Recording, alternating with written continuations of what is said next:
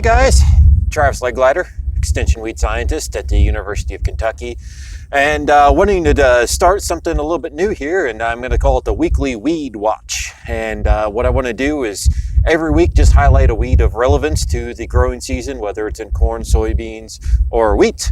And so you guys can see we're here in the second week of March, and right behind me we have a wheat field. The wheat's starting to green up, and want to highlight one of the most problematic weeds we have in our Kentucky wheat.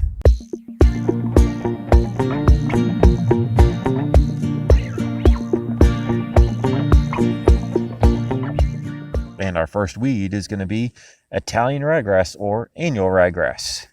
Again, this is a weed that is a pretty major problem for us in Kentucky in our wheat acres, but I've also been getting several calls the past couple of years with guys struggling to control it, burning it down in front of their corn and soybean planting as well. So we'll get into that control a little bit here. So just to highlight a few things about annual ryegrass or Italian ryegrass, it is a winter annual, hence why it's such a problem in our wheat acres. It comes up in the fall, it'll be dormant over the winter, and it greens up again in the spring and goes reproductive in mid to late spring into the summer. This is a weed that's starting to green up right now. Now that we're not getting some nice sunny days, it's starting to green up, it's starting to grow again. And so that's why it is of relevance, especially with our burn downs, is we need to start thinking about right now, thinking about what we're going to do to control it in our burn downs. Now, there's a couple of things we can look for as far as identification goes, but one of the biggest things we can do is look for auricles. So if we look in there, you can see there, those are clasping auricles. Those two little fingers or arms that look like they go and wrap around the stem, those are auricles. If you're finding those, that's one characteristic we can use to help identify annual ryegrass from many of our other winter annual weed species. Okay, and so what do we need to do to control this? So there's a couple of keys for controlling this weed as far as a burn down in front of our corn and soybean acres.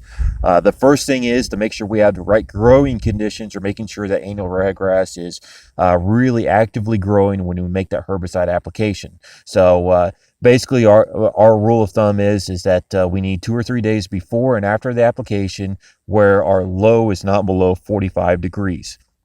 That makes sure that ryegrass plant is growing really well, but also getting into the field and spraying it before that ryegrass gets very big, so before it gets 6 inches tall. So that's a very tight window to hit, and if we have a lot of precipitation, a lot of rain, that can be a hard window to hit, just to simply get the sprayer in the field when it's dry enough. So it's a difficult window to hit, but if we can get it in there as early as we can, but at the same time making sure we do have some actively growing ryegrass, that's kind of the key that we need. Now, as far as what to spray, we recommend, if you're using glyphosate, which is kind of the standard, using at least 1.5 pounds of glyphosate. So if you're talking about Roundup Power Max, that would be 44 fluid ounces. Roundup Power Max 3, which will be the formulation available to Kentucky growers this year, will be 40 fluid ounces, but again, that's 1.5 pounds of any glyphosate product you want to use. You have to have that if you really want to be serious about ryegrass control.